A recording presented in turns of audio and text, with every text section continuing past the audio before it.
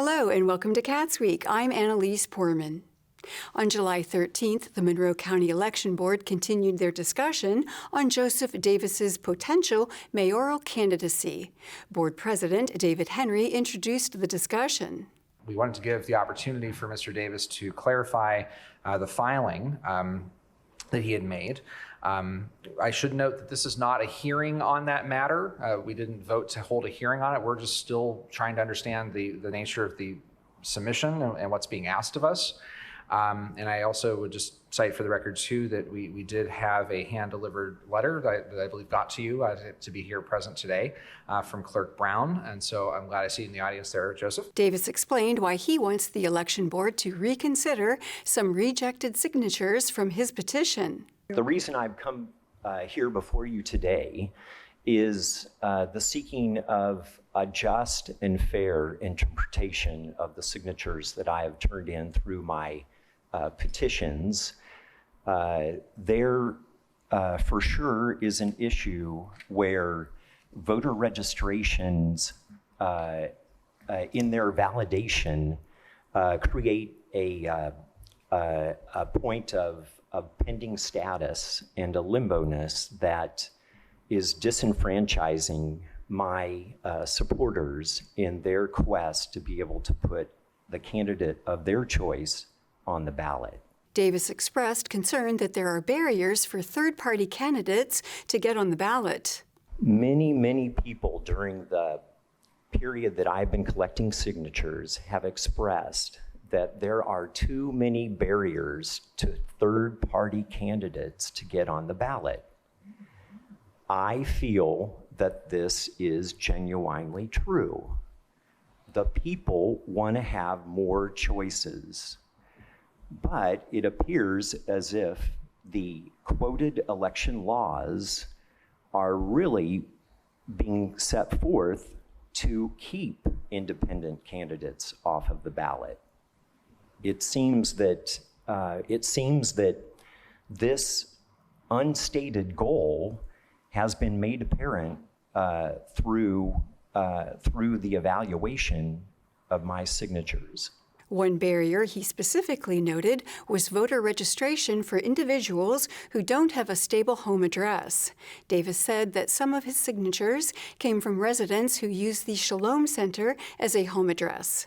Board member Judith Bankart commented that 4 signatures were approved that were registered at the Shalom Center and that address was being considered. I looked through the petition that was submitted by you, Mr. Davis, that stated 4/14/23, and there are a total of 6 voters who indicated 620 South Walnut Street as their address, 4 of which were approved and 2 were not. So 620 North Walnut Street is being considered in some way as being a valid address for some people. So therefore, just because it says 620, I'm sorry, I think it's South Walnut Street, doesn't mean that it's not being counted. I believe it's being processed the same as anyone else with a different address. County Clerk Nicole Brown said that she reached out for advice on the state procedure for re-examining registration status and found that the election board does not have the power to process the candidate's petition as requested. I mentioned this last week, but of course you were not here at the regularly scheduled election board meeting. My chief deputy clerk, who is here today, reached out to Brad King at the Indiana Election Division and specifically asked about the relief that you're seeking, the possibility. And so I'm just going to read into the minutes what his response was. He said, "There is no procedure set forth in state law for you to re-examine the registration status of individuals whose voter registration application was pending and not final at the time you examined the petition to determine if that individual was a registered voter. Therefore, under Indiana Code 36-1-3-8A12, as amended in 2023, which is the current year, the County Election Board does not have the authority to order or use the procedure you describe to process candidate petitions. That is directly from the Republican representative of the Indiana Election Division. So what you literally just shared with the chair would be your request for a remedy we cannot do. The Monroe County Election Board will meet again on August 3rd. During the July 12th Bloomington Board of Park Commissioners meeting, Community Relations Coordinator Emily Book presented the Bravo Award to Winslow Woods Park Ambassador Steve Bailey. Book commented on the work Bailey has done at the parks. Staff would like to recognize Steve Bailey with the July Bravo Award. Steve is our current park ambassador for Winslow Woods. As a park ambassador, he visits the woods every week and reports on its conditions to the department. He looks for and removes litter, informs us of any repairs that need made, and keeps an eye out for any new vandalism or suspicious behavior. I believe he's been in his role at Winslow Woods since 2021, but he has also previously served as an ambassador at Bryan Park and Building Trades Park as well. So today was my first time meeting Steve in person, but I've always appreciated his detailed and kind observation reports. He always tells us of the birds he sees, wishes us happy holidays, says he hopes we're doing well. So you know, something that's not necessary, but is always really nice to see. Always brings a smile to my face. Next up was a contract review with Commercial Service of Bloomington Incorporated for a dog wash station at Switchyard Park Dog Park. The contract was presented by the Switchyard Park General Manager, Shung Marler. Staff recommends the approval of a contract with Commercial Services Bloomington to install a water line, dog rinse water fixture, trough drainage, and drainage line at the Switchyard Park Large Dog Chamber. Total not to exceed $11,260. Funding source is basically an ARPA source. This was one of our long-term goals. The photos up here are the fixture which they would furnish as part of the project. It is a rinse station, not a water bath station. The difference being, since it's going into stormwater, people aren't supposed to use soap or chemicals or anything. Okay. And it looks like, do you have to have a hose attached to it, or you can just use the spigot and? There will be a hose on each side that can be used to either fill dog water bowls or to rinse off dogs. We get dogs who get muddy, and currently there's no way to wash the dogs off. At Ferguson, our existing dog park, there is a wash station, so this would be adding an amenity that exists in our other park. A motion to approve the contract was passed unanimously. The Board of Park Commissioners will meet again on Tuesday, August 22nd. On July 10th, the Ellettsville Town Council discussed a resolution regarding Senior Citizens Housing Incorporated. Attorney Dollar Brown elaborated on the resolution. It's my understanding that Richland is going to a closing in August, and either Yvonne Delgadillo or Jason can correct me on that. But in any event, that's the purpose of this particular ordinance. Yvonne Delgadillo, a member of the Allied Real Estate Board, explained the reason for the requested resolution. Right after the project closed, the state of Indiana passed the pilot program specific for affordable housing and approved this, and actually I believe that the Ellettsville Town Board approved the pilot agreement for Richland Senior Citizens Housing. So that the pilot agreement has indeed taken precedence over the tax abatement. So what we were asked to do as part of the closing that is taking place on August 1st is, in order for everything to be cleared out in title, is to have a formal nullification of the original abatements, because those never really took effect. It was really the pilot agreement that has taken effect ever since the rehabilitation of the properties. And so the permanent lender is asking for that piece, as well as the Monroe County. The council voted to table the resolution until their next meeting. During their July 10th meeting, the Bloomington Plan Commission heard a proposal to rezone 140 acres of land on South Weimer Road. Development Services Manager for the city, Jackie Scanlon, explained the petition. We are looking at a petition from Sudbury Partners LLC. It is PUD 1823. The general location is obviously off of South Weimer. The property is located east of Weimer, south of the terminus of South Adams, north of the Summit Woods development, and east of RCA Park and the Monroe County government-owned property that's been discussed for a potential jail. The property is currently largely zoned PUD. You can see there's a little bit of small yellow here, which I'm guessing is probably a mapping issue long before we did maps on computers, and has stuck through. But the property is surrounded in this kind of maroon thicker color line, and that is the property that is being rezoned. And you can see here to the north Arbor Ridge, part of the original PUD that was approved in 1999. And then, as I mentioned before, Summit Woods to the south with the Adams Street extension here, and then Adams here to the north as well. So these properties that are kind of grayed out are in the county. They are not in the city jurisdiction. And they are, again, at Arbor Ridge, paired homes, and then west of Weimer, single family. Scanlon continued with a property overview. So the site is just under 139 acres. Again, as I mentioned, it's the remaining portion of the partially developed 1999 Sudbury PUD. The petitioner is requesting a map amendment, which is what we commonly refer to as a rezone of the property to a new PUD. So that includes the processes of a new district ordinance, which is the new rules for the area, and a new preliminary plan, which is how they plan to use the property. And if you're not familiar, this is in the southwest portion of the city.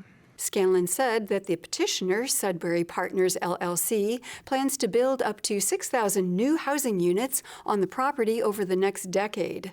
Plan Commissioner Flavia Burrell asked about the types of housing that the petitioner plans to construct. What do you envision here? Owner-occupied?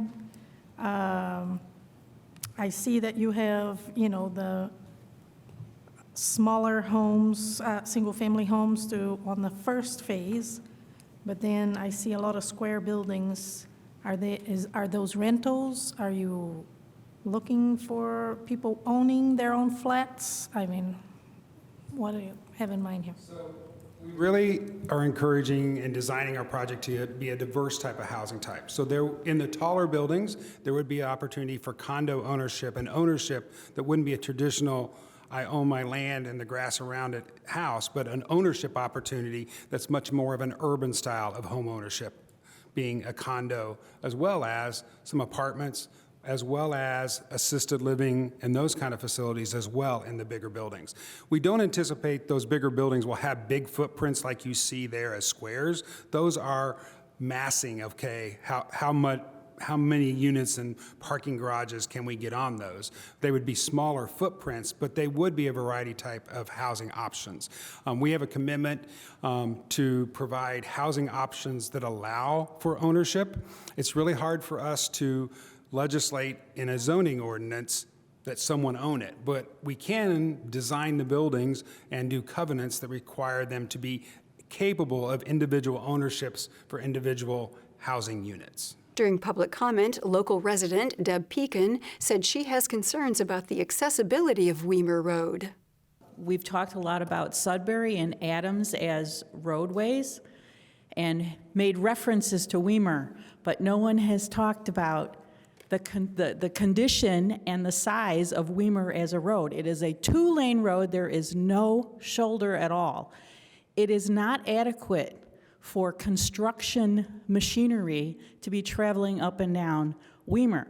On the south end of Weimer, from Tap Road, or you can call it Country Club Road, or it's got 3 names or something, that direction, it's the one-lane bridge to get up to Sudbury. And from Bloomfield Road and Weimer, there is such a steep embankment that one summer, it was so hot, somebody with a U-Haul embedded the frame of the trailer in the road because it's so steep that they bumped into it. So it's, there's no construction, there's no cement truck, there's no giant hauling machine, there's no Caterpillar that is going to be able to make it to Sudbury, which is, yes, a very wide road, but no truck's going to get there if they have to come up. They can't come up the Bloomfield Road, and they can't come over the one-lane bridge. So we really need to focus on access to even get to the existing portion of Sudbury before we can start talking about construction and where all of that equipment is going to go. So that is my one bugaboo for today. Thank you very much for the opportunity. Ultimately, the discussion was continued to a future meeting. The next Plan Commission meeting will be held on August 14th. The Monroe County Justice Fiscal Advisory Committee met on July 10th. The meeting began with the discussion of community reentry and support programs for incarcerated individuals. So in the meeting, our last meeting, chaired by Councilmember Wiltz, we heard that we should be funding existing community teams doing reentry work in lieu of creating a Monroe County government team. We outlined a couple different funding options to create a Justice Non-Reverting Fund, Sophia Travis and some others. Of course, these are not mutually exclusive, nor are they exhaustive. So if other options come online, we can discuss those. We also heard from you all that we wanted to implement the Integrated Reentry and Correctional Support Program in Monroe County. Commissioner Githens, who is here at the table today, has been leading that effort to liaise with Indiana FSSA on that program. And so that was one of the recommendations we heard. The third recommendation that we heard was to look at the Eve Hill recommendations, whether that's reentry planning, case management, and programming, whether that's funding a case management position in the jail, whether that's funding supports for families and peer supports, or funding for housing. Can you scroll down, Ms. Mosier? Thank you. Or funding supporting employment. All of those we feel can either be implemented on their own or at the very first bullet point where we're working with community teams that are already doing that work. So that's kind of what we heard. We also heard that we should fund the creation and operational support for a forensic assertive community treatment team. Again, this is part of the Eve Hill recommendations, and you can see more information about what FACT is there, as well as a link to the SAMHSA site, which gives that description. That's really the source code. We also heard that we needed to reduce silos and duplication of services when it comes to reentry. So we heard that the health department and Purdue University Extension are working together on a service mapping project. And we also heard that when we visited a jail over in Ohio, that the commissioners there created a commissioner level office of justice policy and programs. And they were in charge of initiatives, particularly involving grants, which is something that I think we are desirous of in terms of a funding mechanism. Next, the committee discussed community corrections, including investments the county council can make to reduce recidivism of previously incarcerated people back into the prison system. The mission of the Monroe County Circuit Court Probation Department is to promote a safer community by intervening in the lives of offenders, holding them accountable, and serving as a catalyst for positive change.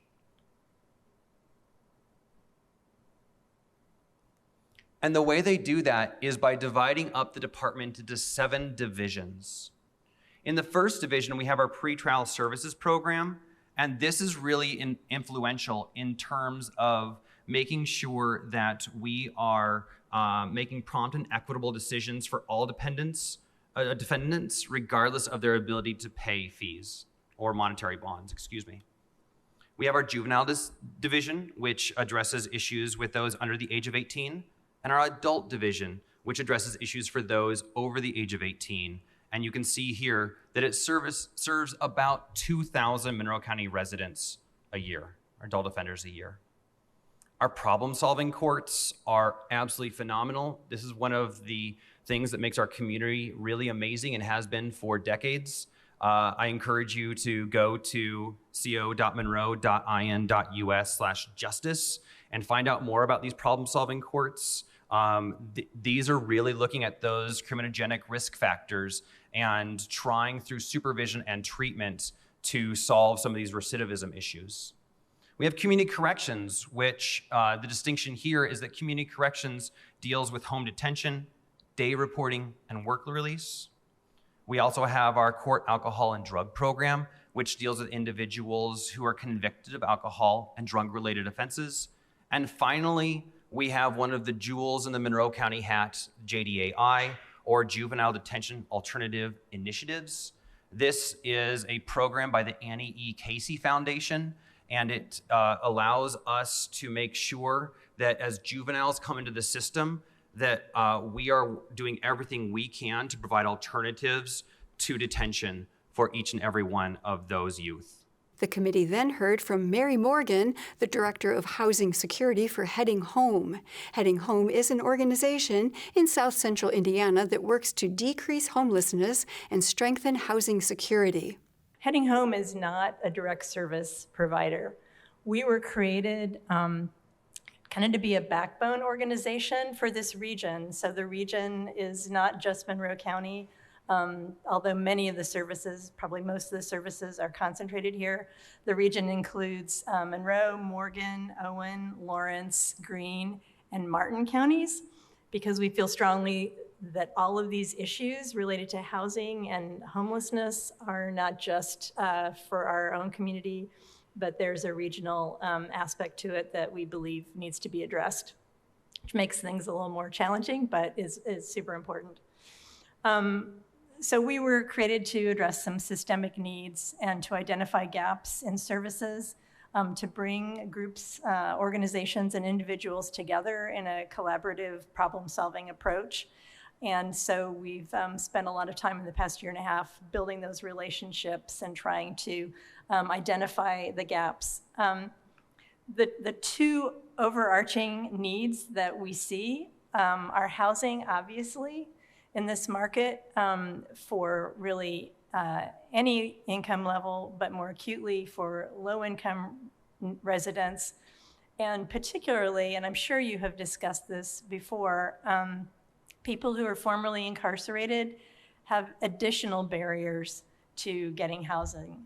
It's increasingly common for apartment complexes and property managers to do background checks and won't even consider many times applicants that have any kind of felony or any criminal history on their record. So right out of the gate, even though our society is built on the premise of you've served your time, you've paid your debt to society, and now you're back and integrated into society, we all know that that's just not the case. And so, and again, I defer to New Leaf, New Life. You've seen this up close in trying to find housing for the people that you work with.